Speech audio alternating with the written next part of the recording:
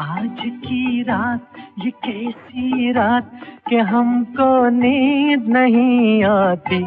मोहम्मद रफ़ी एक ऐसे गायक जिनके जैसा गायक फिल्मों के इतिहास में न कभी हुआ है और न कभी होगा। तेरी आंखों के सिवा दुनिया में रखा क्या।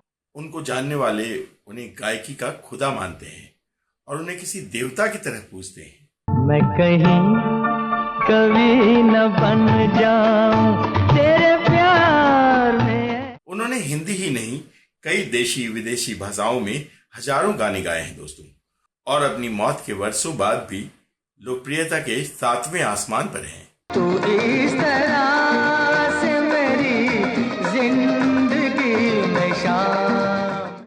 लेकिन क्या आप जानते हैं कि अपनी पूरी जिंदगी मोहम्मद रफ़ी जिस शख्स के सबसे ज्यादा शुक्रगुजार रहे वो कभी सामने नहीं आए। कौन है जो सपनों में आया, कौन है जो दिल में समाया। क्या आप सोच सकते हैं कि वह एक ऐसे शख्स थे जो अगर नहीं होते तो मोहम्मद रफ़ी जैसे महान गायक भी नहीं होते। आप आए बाहर आई तो।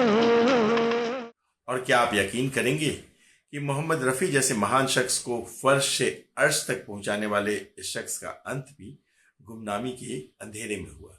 रहा गर्दिशों में हरदम मेरे इश्क का। कौन थे वो शख्स और कैसे उन्होंने रफ़ी साहब को भारतीय संगीत जगत की चोटी पर पहुंचाया, और क्यों वो रहे गुमनाम, और कहाँ है आज उनका परिवार, जानेंगे और भी बहुत कुछ। आप बस बने रहिए हमारे साथ। नमस्कार दोस्तों, मैं हूं आपका दोस्त और होस्ट धीरज, और आप देख रहे हैं ड्रामा सीरीज भारत। आज हम जिन साहब का जिक्र करने जा रहे हैं उनका फिल्मी दुनिया से दूर दूर तक कोई रिश्ता नहीं था, फिर भी फिल्मी दुनिया में और खास तौर पर संगीत जगत में उनका नाम बड़ी अकीदत से लिया जाता था। उनका नाम था हामिद भाई। दरअसल हामिद भाई ही वह शख्सियत थे जिन्होंने न केवल हीरे की पहचान की बल्कि उस हीरे को ऐसा तराशा कि दुनिया उससे चौंधिया गई, और उस हीरे का नाम है मोहम्मद रफ़ी। रुख से जरा नकाब उठा दो मेरे हुस्न। हामिद भाई वह शख्सियत हैं जिन्होंने न सिर्फ मोहम्मद रफ़ी के हुनर को सबसे पहले पहचाना, बल्कि अगर यह कहा जाए कि वो ही इनको इस क्षेत्र में लेकर आए तो शायद गलत ना होगा। कदम कदम पर रफ़ी साहब की रहनुमाई करना, हर वक्त उनकी हौसला अफजाई करना, और तो और उनके लिए काम और मौक़ों की तलाश करना, यही हामिद भाई का काम था। हामिद भाई या अब्दुल हमीद साहब रफ़ी साहब के सगे भाई तो नहीं थे, लेकिन एक भाई से भी बढ़कर थे। वही वो शख्स थे जिन्होंने पिता के विरोध के बावजूद रफ़ी साहब को गायक बनने के लिए मुंबई जाने का मौका दिलवाया और खुद उन्हें लेकर मुंबई भी गए। रफ़ी साहब हामिद भाई को एक बड़े भाई की तरह मानते थे और उसी तरह का सम्मान भी देते थे। जब रफ़ी साहब को लेकर हामिद भाई मुंबई पहुंचे तो अपने छोटे भाई की गायकी को निखारने के लिए तथा उन्हें गाने का मौका दिलाने के लिए बहुत कोशिशें की। वह रफ़ी साहब को लेकर मौसीकारों के घर चक्कर लगाया करते थे और उनसे अपने छोटे भाई को गवाने की सिफारिश करने का मौका भी नहीं चूकते थे। यह हामिद भाई ही थे जिनकी कोशिशों से रफ़ी साहब ने बचपन में ही महान गायक के.एल. सहगल के सामने गाना गाया था। हामिद भाई की बदौलत ही उन्होंने मुंबई का रुख किया और बीच में लखनऊ होते हुए मौसीकार नौशाद के वालिद से एक सिफारसी खत भी ले लिया था। उस खत की बिना पर ही नौशाद साहब ने रफ़ी साहब को गाने का मौका दिया था। रफ़ी साहब स्वभाव से शर्मीले थे और अपने दिल की बात किसी से कहने में संकोच करते थे। हामिद भाई उनके इस स्वभाव से अच्छी तरह वाकिफ थे, लिहाजा वह रफ़ी साहब का हमसाया बन गए थे। एक मीडिया इंटरव्यू में गीतकार नक्शलाल पुरी ने बताया था कि हामिद भाई नेक आदमी थे और उनको मौसीकी की बहुत अच्छी समझ थी। उन्हें मौसीकी से बहुत लगाव था। यह उन्हीं की करामात थी कि दुनिया आज रफ़ी साहब को एक बहुमुखी गायक के रूप में याद करती है। नक्शलाल पुरी साहब ने आगे बताया था कि हामिद भाई चाहते थे कि रफ़ी साहब की आवाज़ संवारी जाए। उन दिनों सारे संगीतकार मुलायम गाने तलत महमूद से गवाया करते थे। खयाम साहब से उन्होंने कहा कि हुस्नलाल भगत राम जी ने रफ़ी साहब से इस दिल के टुकड़े हजार हुए, कोई यहाँ गिरा कोई वहाँ गिरा जैसा गाना गवाया है और इसी तरह के गीत गवाते हैं। एक दिल के टुकड़े हजार हुए, कोई यहाँ गिरा कोई वहाँ गिरा। मैं चाहता हूं कि आप इनसे तलत के अंदाज में गाने गवाएं। इस तरह हामिद भाई की सिफारिश पर खयाम साहब ने रफ़ी साहब से बहुत रियाज करवाया और 2 गजलें व 2 भजन रिकॉर्ड करवाए। प्रभु जी सुनियो अर्ज हमारी। इस घटना के बारे में खयाम साहब बताते हैं, हामिद भाई हर महीने मेरी दावत किया करते थे। इन दावतों के दौरान रफ़ी साहब और हामिद भाई दोनों एक साथ हुआ करते थे। दोनों मेरी बहुत इज्जत किया करते थे।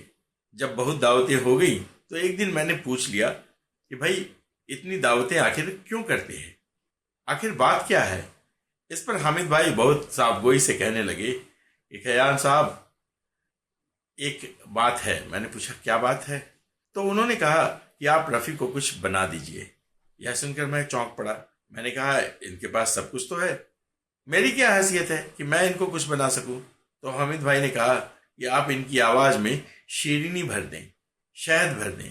इस पर मैंने कहा इतना बड़ा गायक दुनिया में जिसकी तूती बोल रही है, उसको नए अंदाज में ढालना, नए कैरेक्टर में ढालना बहुत मुश्किल है। आंसू मेरे दिल की जुबान है। तो हामिद भाई ने मुझसे कहा कि जिस तरह के गाने आप तलत से गवाते हैं वैसे ही इनसे भी गवाएं।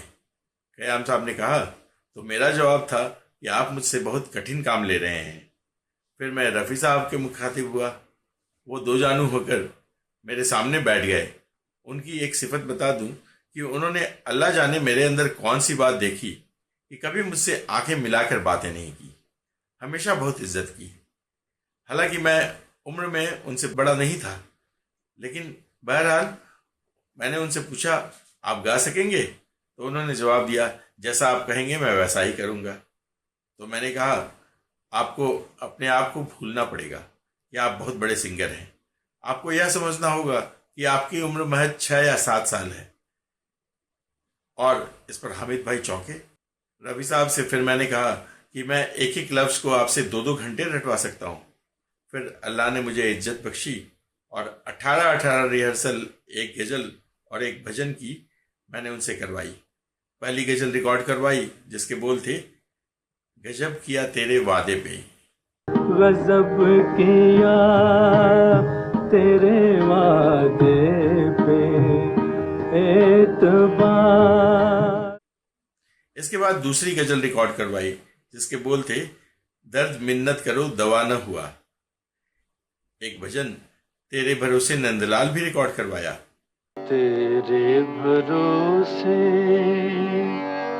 है नंदलाला। मैंने इस दौरान उनसे 2 गज़लें और 2 भजन रिकॉर्ड करवाए और मैंने उनकी आवाज़ को जैसा वो चाह रहे थे उसी तरह ढाल दिया। इसके बाद उन्हें वर्सेटाइल गायक का दर्जा मिला। कहीं एक मासूम नाजुक सी लड़की बहुत खूबसूरत। हामिद भाई का फिल्मी दुनिया में कोई सहारा नहीं था, कोई गॉड फादर नहीं था। एक छोटे से गांव से अपने भाई को लेकर चकाचौंध भरी फिल्मी दुनिया में आए थे और अपनी कोशिशों व अपने भाई की जन्मजात प्रतिभा के बल पर उन्हें संगीत जगत के चोटी का गायक बना दिया। और यह किसी करिश्मे से कम नहीं है। दोनों ने आपसी दोस्ती को रिश्तेदारी में बदल ली। हामिद साहब ने जिस महिला से शादी की उनकी छोटी बहन यानी बिल्किस बानो से रफ़ी साहब की शादी करवा दी। इस तरह दोनों करीबी रिश्तेदार भी बन गए।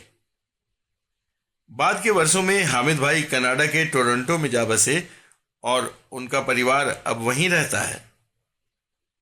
बहरहाल संगीत जगत हमेशा हामिद भाई का ऋणी रहेगा, जिनकी बदौलत संगीत जगत को एक महान गायक मिला।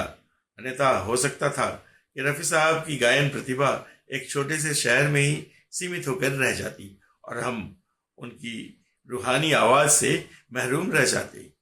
तुम भुला न दोगे सामने ये सच। तो दोस्तों इस वीडियो में इतना ही। आपको यह वीडियो कैसा लगा हमें कमेंट बॉक्स में अवश्य बताएं। अगर आपके पास हामिद भाई से संबंधित कोई और जानकारी हो तो वह भी हमें कमेंट बॉक्स में लिख भेजें। अब दीजिए अपने दोस्त और होस्ट धीरज को इजाजत। धन्यवाद। नमस्कार।